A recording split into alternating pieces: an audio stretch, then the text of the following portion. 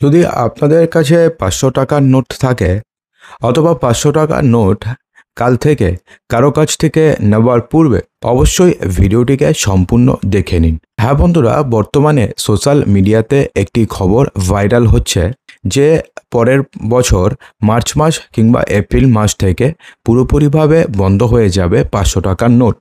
সেখানে দাবি করা হচ্ছে যে ৫০০ টাকার নোট ছাপানো বন্ধ হয়ে গেছে এবং আগামী বছর মার্চ কিংবা এপ্রিল মাস থেকে ৫০০ টাকার নোট বাজারে পুরোপুরিভাবে অচল হয়ে যাবে, অর্থাৎ নোটগুলোকে বন্ধ করে দেওয়া হবে। তো এই নিয়ে কিন্তু গভর্নমেন্ট অফ ইন্ডিয়ার তরফ থেকে ক্লিয়ারলি জানিয়ে দেওয়া হয়েছে। তাহলে কি সত্যিই ৫০০ টাকার নোট বন্ধ হচ্ছে? যদি বন্ধ হয়ে যায় তাহলে যেই ৫০০ টাকার নোটগুলো আমাদের কাছে রয়েছে সেই নোটগুলিরই বা কী হবে?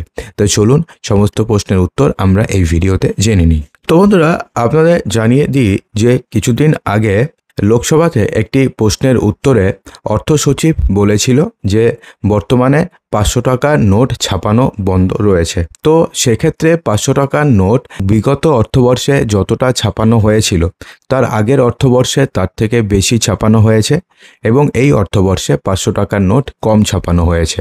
অর্থাৎ বর্তমানে ৫০০ টাকার নোট ছাপানো কিছুটা বন্ধ রয়েছে এবং ছাপানোর পরিমাণও কমছে। তো এই হিসাবে একটি খবর ভাইরাল হয়েছে যে ৫০০ টাকার নোট নাকি ২০২৬ সালে মার্চ মাস কিংবা এপ্রিল মাস থেকে পুরোপুরিভাবে বন্ধ হয়ে যাবে। তো বন্ধুরা, পিআইবি ফ্যাক্ট চেকের তরফ থেকে সম্পূর্ণভাবে জানিয়ে দেওয়া হয়েছে যে এই যে তথ্যটি বা এই যে একটা ভ্রান্ত খবর ছড়ানো হচ্ছে সেটা সম্পূর্ণভাবে ভুয়ো খবর। পিআইবি ফ্যাক্ট চেক বলে দিয়েছে যে বিভিন্ন ইউটিউব চ্যানেলে অথবা সোশ্যাল মিডিয়াতে যেই ধরনের খবর ছড়াচ্ছে ৫০০ টাকার নোট নিয়ে সেটা হচ্ছে কোনো বেসলেস, অর্থাৎ সেটা অস্তিত্বহীন।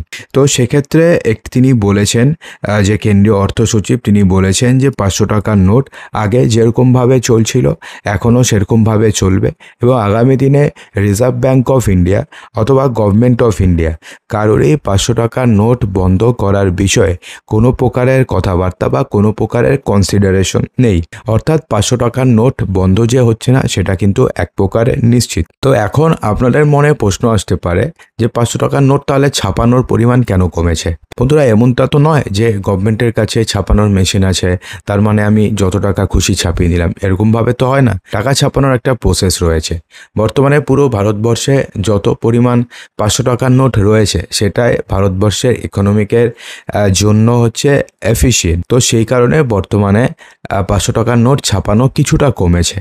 কিন্তু তার মানে এটা নয় যে আপনাদের কাছে যে ৫০০ টাকার নোটটি রয়েছে সেই ৫০০ টাকার নোটটি রাতারাতি অচল হয়ে যাবে। ডিমনিটাইজেশনের মতন আপনাকে আবার ব্যাংকে গিয়ে লাইনে গিয়ে সেই নোট পাল্টাতে হবে, সেরকম দিন ভবিষ্যতে আগামী ১০০ বছরে আর আসবে বলে তো আমার মনে হয় না। কেননা সেই সমস্ত দিনে মানুষ যা সহ্য করেছে একবার সহ্য করে নিয়েছে, দ্বিতীয়বার আর কেউ সহ্য করবে না। তো সেক্ষেত্রে এই ধরনের কিছু আগামী ১০০ বছরে যে হবে না সে প্রকারে কিন্তু নিশ্চিতভাবে বলা যায়। এবং ৫০০ টাকার নোটই এখন বর্তমানে সবথেকে বড় কারেন্সি। তার উপরে কোনো কারেন্সি বর্তমানে কিন্তু ভারতবর্ষে নেই। তো সেক্ষেত্রে ৫০০ টাকার নোট যদি হঠাৎ করে বন্ধ হয়ে যায় কোনো কারণে, তো সেক্ষেত্রে অর্থ ব্যবস্থা অচল হয়ে পড়বে। মানুষের কাছে বড় ট্রানজাকশন করার জন্য শুধুমাত্র ২০০ টাকার নোট থাকবে।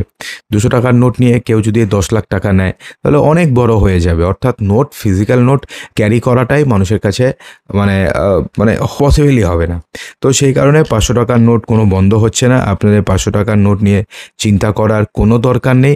আপনারা যেরকমভাবে ৫০০ টাকার নোট নিচ্ছিলেন সেরকমভাবেই ৫০০ টাকার নোট নিন। তো বন্ধুরা, আশা করব যে ভিডিওটিতে আপনাদের সমস্ত কিছুই বোঝাতে পেরেছি। যদি ভালো লেগে থাকে তো লাইক করবেন, বন্ধুদের মাঝে প্রচুর শেয়ার করবেন এবং চ্যানেলটিকে সাবস্ক্রাইব অবশ্যই করবেন।